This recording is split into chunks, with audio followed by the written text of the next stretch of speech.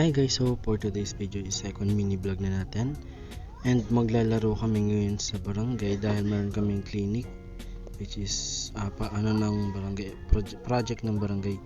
So yan, kakagising ko lang dyan and magtitimpla lang ako ng gatas.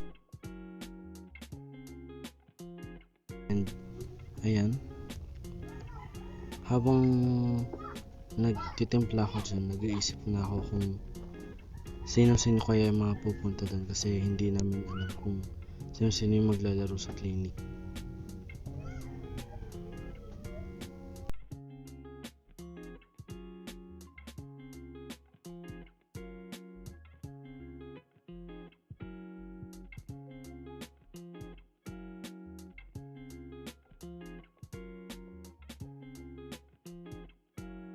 So after ko naman mag-almusal guys is maliligo muna ako, syempre para hindi tayo mabaho.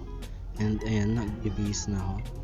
Tamang medyas lang, ay may paltos kasi ako kaya medyo maingat ako mag-medyas. Parehas na pa guys, may paltos kaya medyo masakit pero kaya yan para sa volleyball. So ayan, magsasapatos na tayo, naglagay na tayo ng knee pads. Medyo nahirapan pa nga ako dito magsapatos guys kasi tinatamad ako magtanggal ng sintas kaya sinuksok na lang yung pa ako. Pero kaya naman. So ayan guys, after ko naman magsapatos is kinuha ko yung pabango ko para kahit na naglalaro tayo mas mabango pa rin tayo. After ko naman mag-BS is nag-outfit check lang ako saglit tapos kakain na din ako ng lunch kasi alauna yung clinic, so kakain na ako para mamaya hindi na magugutom. And unti lang yung kinuha kong kanin kasi nga maglalaro, mahirap na baka mabumagat yung tiyan ko, hindi ako makatulog ng maayos. So ayan, after kong kumain, lumabas na ako ng bahay para kunin yung bike kasi nga sa barangay lang kayo maglalaro and para hindi na maglakad, magbabike na lang pupunta doon, malapit lang naman siya.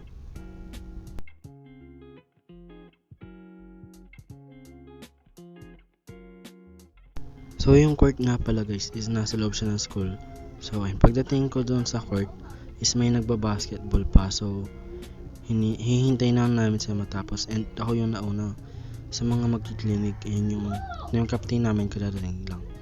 And habang hinintay namin yung mga nagba-basketball, nagdigpas lang kami sa gilid. So ayun, after nung nagba-basketball, nag-stretching na muna ako habang yung mga kasama ko nagkakabit sa net. And dyan, plyometrics ata yung tawag dyan, di ko sure yung term, pero yun, nagpaunat-unat lang ako sa kanya. Sa bata na ako nagpatulong kasi ngayon mga kasama ko busy. After ko magpaunat dyan ng paa is nag-stretching pa ako ng bukod, kaso hindi siya na-videohan, so yun na lang kasi nga akala ko nakaka-play pero hindi pala.